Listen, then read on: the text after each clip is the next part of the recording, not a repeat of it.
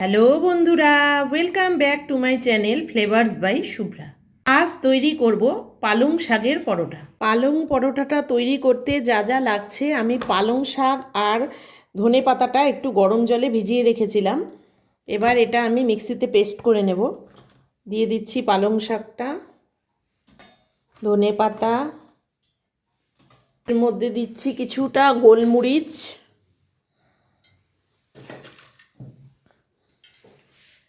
2 চামচ টক দই,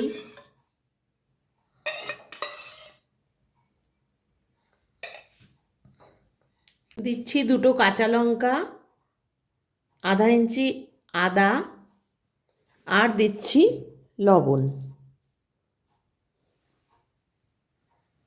এই সবটা আমি ভালো করে পেস্ট করে নেব।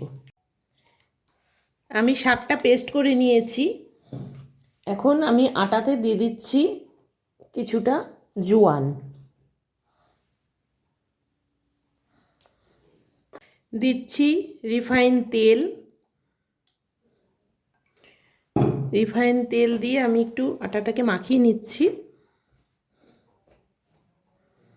এরপর দিয়ে দেব পালং শাকের পেস্টটা।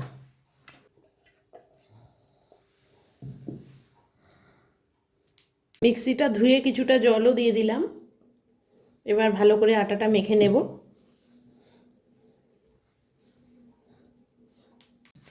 আটাটা মাখা হয়ে গেছে, এখন আমি লেচি কেটে নেব।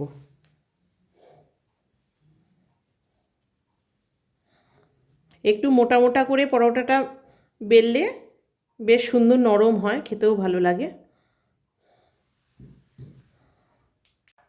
এখন আমি একটা একটা করে একটু ময়দা দিয়ে বেলে নেব।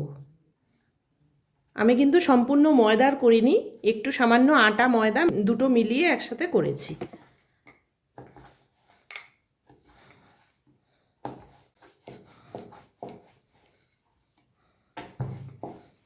তাওয়া গরম করে নিয়ে এবার আমি পরোটাগুলো ভেজে নিচ্ছি।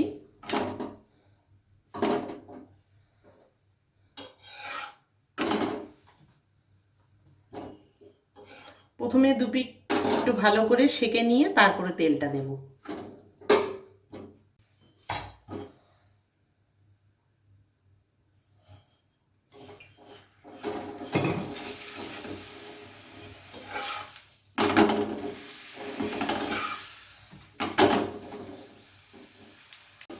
এইভাবে এক এক করে সব পরোটাগুলো ভেজে তুলব।